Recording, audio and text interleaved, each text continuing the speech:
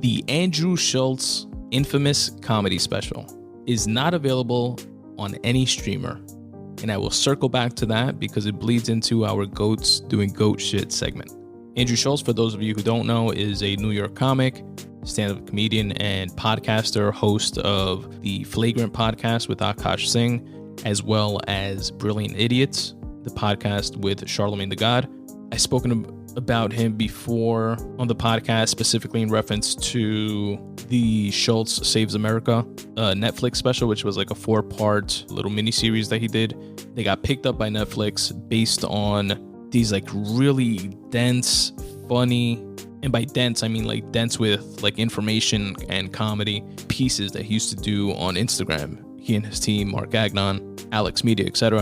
And they became so popular that Netflix picked it up and he wound up doing a version for them. He's also a comic that has shifted the mold in stand-up comedy and was the first to begin dropping his specials exclusively on YouTube and using YouTube and Instagram and social media in this format of like creating clips and putting it out there for free to promote your stand-up comedy date shows and your podcasts, etc. And a lot of comics have since, paid homage and followed suit and have found, great success in doing so. And not just like up-and-coming comics like Fahim Anwar or like Dan Soder or the Brendan Schaubs of the world who have tried this model, but also some OG comics like Brian Callen, for example, and others. But anyway, this special we were really anticipating, and by we I mean the quote-unquote asshole army, as he calls his podcast supporters, because although he has put out specials in the past, again, via YouTube for free, this was one that he announced was being purchased by a streamer. Everybody, well, I don't know if everybody, but I assumed that would be Netflix since he already had that previous deal with Netflix with that 4-part series. And we're just like looking forward to him like doing it big and cashing in that way. But again, more on that a little bit later. I'll circle back to that. Let me tell you guys a bit about the special and some of my favorite parts. It was so good, really funny, and exactly what you expect from an Andrew Schulz special, which is, as he says it, everybody can get it.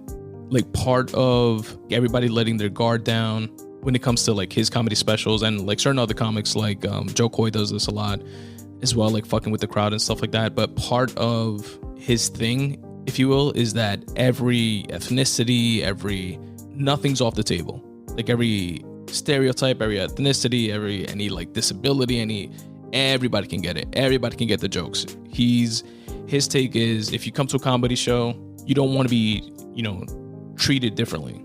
If you have a handicap or something like that, you want to be made fun of. And you should be treated as equal as everybody else, just like the white guy in the front row, or the black dude in the front row, the Hispanic guy in the front row, etc. And it does have that disarming quality for like the entire audience that's like at ease, especially in this like PC culture type of environment that we live in. And it's kind of like a breath of fresh air in that way. So you definitely get a lot of that. The show starts off big, super big from the beginning, and one of the dopest openings that I've ever seen, because everything goes dark. Then there's a spotlight on the balcony in this theater.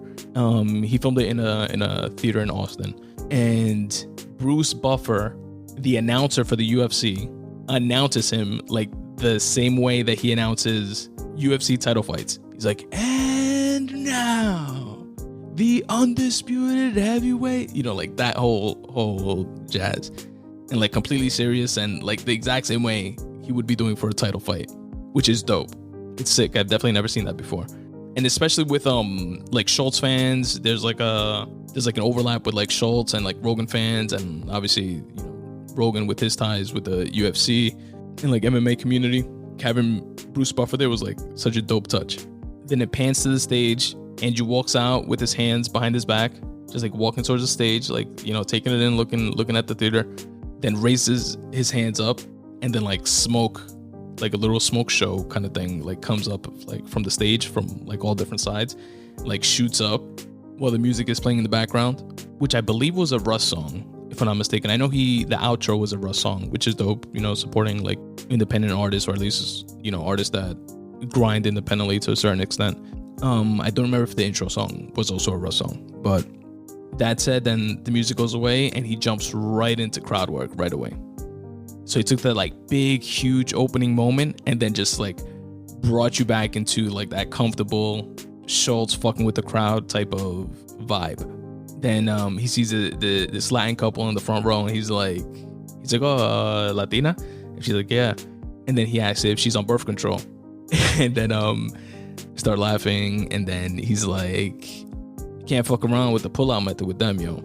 Fucking come on a Latina stomach and that shit just opens up and grabs that shit and pulls it in like hungry hippos. It was like, you got to flip them around and come on the back. And that's why they call them wetbacks. And then he just walks away. He's like, everybody can get it.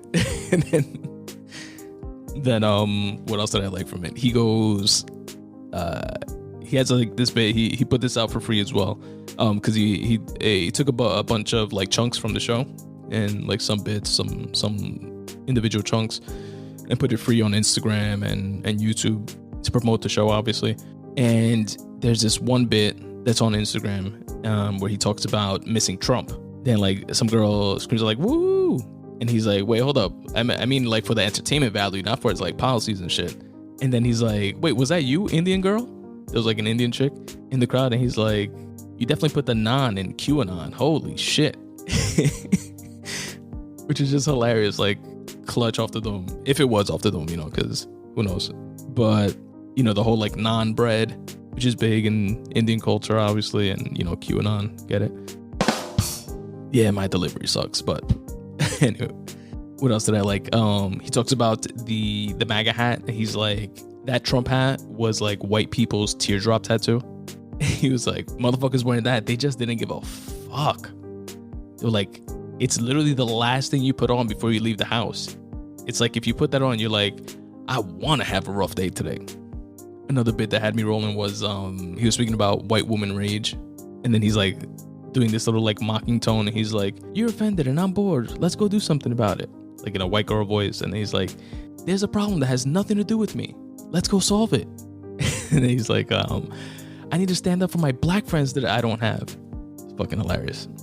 Then he's fucking with the black couple in the front row, and he's like, blackface is not acceptable, it's not a good thing, right? Am I right? And then he's like, except in like those Navy SEAL commercials, then it's like, hey, look, it's blackface in the helicopter. Hey, look, it's blackface in the water. Whoa, they can swim.